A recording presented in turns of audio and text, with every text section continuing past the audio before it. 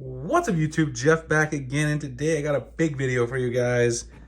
I've been using the OnePlus 10 Pro for about a week now, and I want to give you guys 10 reasons the Galaxy S22 Ultra destroys the OnePlus 10 Pro. And before I get into my list, I want to answer a couple questions I always get. First of all, why make a video like this comparing a $900 phone to a phone that starts at $1,200? Well, this is OnePlus top of the line phone, and if it's your top of the line phone, whether it costs $900 or $1,500, it's going to get compared to other companies' top of the line phones, and this is the top of the line phone from Samsung. So why not?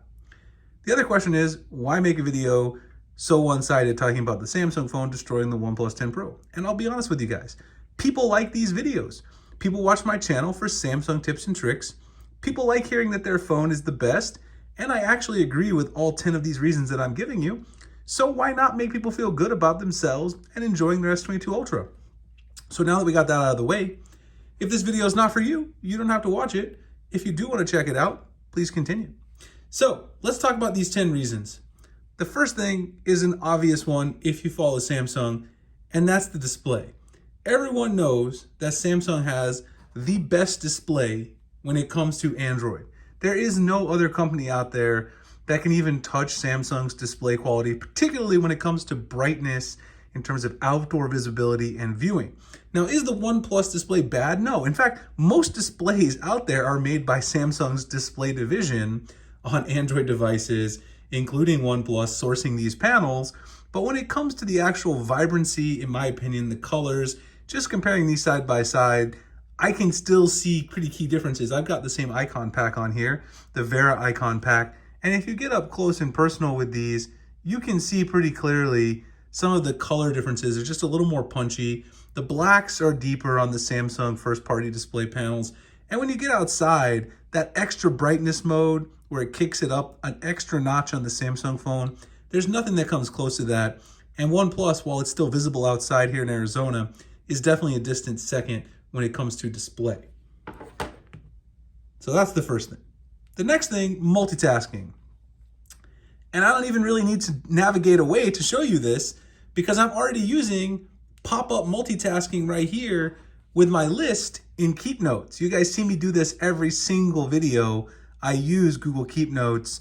It's a great way to keep track of my thoughts for videos, and I open in pop-up view. Now, if you go into your OnePlus phone, you tap the menu up here, you can get split screen multitasking, which is fine. But there is no native pop-up view multitasking option. The way that you can rearrange the split screen is also pretty limited compared to what you can do on Samsung.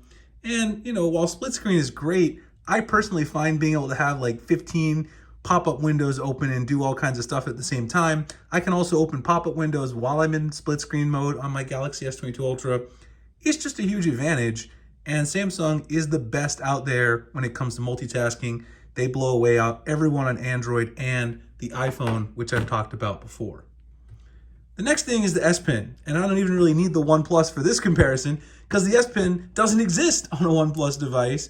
The S Pen is something that differentiates the Galaxy S22 Ultra for any other Samsung phone out there and any other Android phone or the iPhone.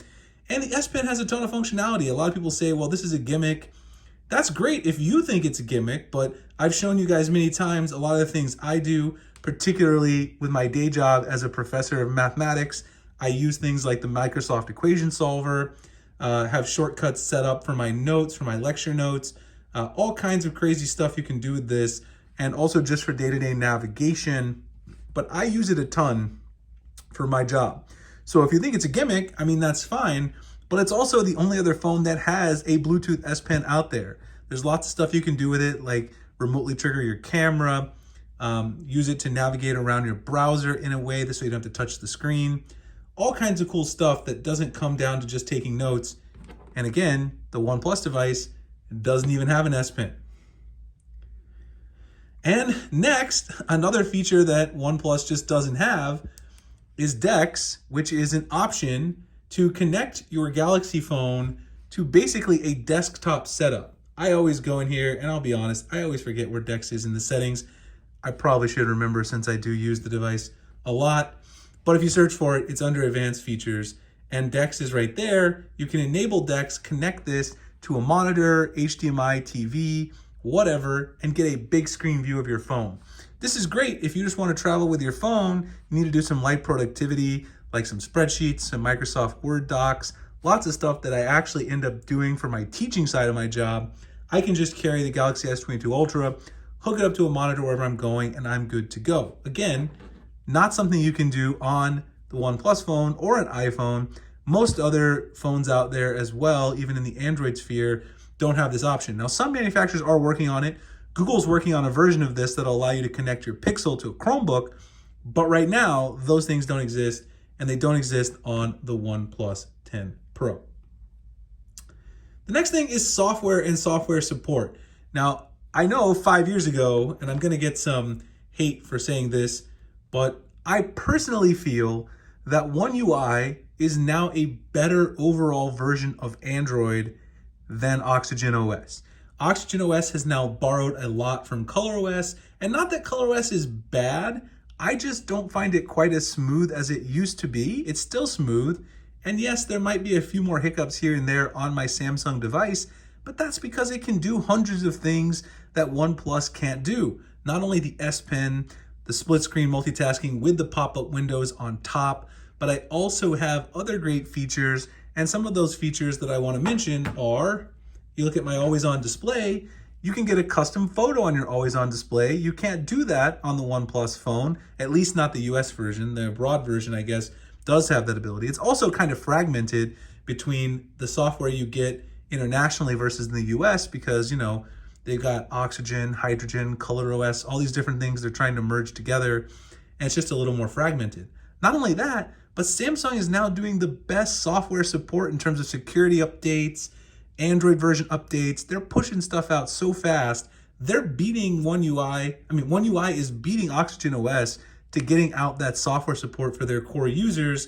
And if you buy a Samsung phone, you've actually got a guarantee of longer software support than you do on a OnePlus device. So even though I like Oxygen OS, there's nothing wrong with it, Samsung is still beating them. And like I said, this is just a personal preference, but with the customizability now and the clean look of One UI, I no longer feel like Oxygen OS is necessarily superior. I used to feel that way back on, say, the OnePlus 5.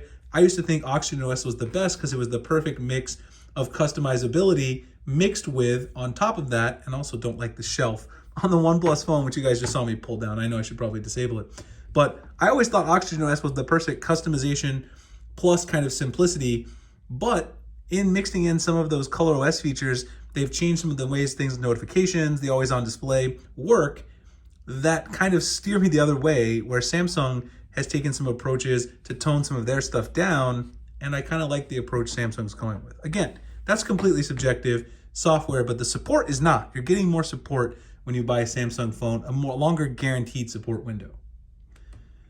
The next thing is lack of IP rating, an official IP rating on the OnePlus 10 Pro here in the US. And this is annoying because there actually is official IP rating on the OnePlus 10 Pro if you buy the T-Mobile carrier version, which I think is ridiculous. OnePlus made all kinds of weird decisions where things are just different from the international market, and then the T-Mobile version is different from the Unlock. This is the Unlock model, so it doesn't have an official IP rating, which of course you've got, you know, IP68 plus here on the Galaxy S22 Ultra, which means you're getting, you know, if you dunk this in water for a few minutes, no problem, right? You drop it in the tub, you're gonna be covered. Samsung's gonna have your back too if you have that problem. If you dunk this into water, people did some tests on YouTube, but you have to get lucky and hope that there's no issue with your OnePlus 10 Pro. Because if you go to OnePlus and say, well, I dunked my phone in water, can you replace it? They're gonna say, well, there is no official IP rating, and you're probably gonna be out of luck on that. So that's something to keep in mind with the OnePlus 10 Pro, another place where the Galaxy S22 Ultra is a huge winner. The next one is the camera. Now, the camera is completely, again, this is why I usually don't, you know, I know a lot of YouTubers like to go on and on about camera and do camera comparisons because it's all subjective and it's all opinion based when it comes to the camera. My good friend Flossie Carter, who he makes great videos, and you guys probably watch him, I love him as well. He also says this all the time. The camera is always up to your opinion. So in my opinion, I like the punchy photos, that the Galaxy S22 Ultra takes. I think it takes better photos in low light, in my personal opinion as well, than the OnePlus 10 Pro. I'm just showing you guys some shots here just as comparisons. The OnePlus 10 Pro camera is not bad by any stretch of the imagination. It's not a bad camera. It certainly isn't. In fact, some of the shots I took, let me go back in here. It's live television, ladies and gentlemen. Some good shots I took down here where I was taking some shots when we were out at the park. These shots are nice, but when it comes to low light comparison, I've just found the S22 Ultra to be a little bit better. Also, in terms of zoom capabilities, if you're talking about the actual camera, the hardware, you're getting a lot better capability with the S22 Ultra. And as someone who actually does enjoy using zoom occasionally, I know you probably shouldn't use that ultra high zoom because you're not getting great quality. It is kind of fun. It is kind of cool to have that ability. And having that on your phone differentiates it from the pack. And that's something the S22 Ultra does have. The next thing is accessory options. So the last three things here are all things that the OnePlus phone doesn't have that annoy me. And here's a good example. One, Samsung has a full-featured smartwatch that's the best in the game. I got the Galaxy Watch 4 Classic. I also have a regular Galaxy Watch 4. OnePlus had a watch that they made, definitely nowhere near the quality of the Galaxy Watch 4, Watch 4 Classic. All kinds of great features baked into this that are exclusive to your Samsung phone. Also, if you want to buy cases, I have a UAG case for my OnePlus 10 Pro. That's this one, the clear one. But in terms of like special colors like this is the olive Kevlar version for my S22 Ultra. You're not going to get any special colors. In fact, UAG only makes one color, this clear color for the OnePlus 10 Pro. So accessory options are very hard to come by when it comes to buying a OnePlus phone. Can you still find cases? Of course, but are those cases going to be a lot more difficult to get in multiple colors? That's also definitely going to be the case when you buy a OnePlus device. And the last two things, I guess I can kind of combine into two because they also go along with what I just said. And that is the OnePlus device lacks configurations, colors, storage options, and it also lacks the carrier support that you get with your S22 Ultra. Not only does the OnePlus 10 Pro only come in black or green here in the US, it also doesn't work on 5G with AT&T. It also only comes with 8 gigs of RAM and 128 gigs of storage. You can increase your RAM. You can do that with the S22 Ultra. You can't increase your storage. You can do that with the S22 Ultra. And like I said, the color options are also a big deal to a lot of people. The fact that this doesn't work on AT&T 5G is ridiculous. It also wasn't even certified for Verizon until launch day. It was originally not fully certified for Verizon either. That's a huge deal because a lot of people use those carriers. And if you got T-Mobile, great. But if you don't, you might be out of luck with this phone. So those are my 10 reasons why the S22 Ultra destroys the OnePlus 10 Pro. Like I said, I've been using this phone for about a week. Not a bad phone, but if you got an S22 Ultra, you're definitely still on top of the OnePlus 10 Pro. Hope you guys enjoyed the video. If you did, like, comment, subscribe, hit the notification icon for future videos like this. Still have the April giveaway going on. If you guys want to check it out, I'll drop the link below in the pinned comment and the description. Thanks a lot for watching, and I'll see you guys in the next one.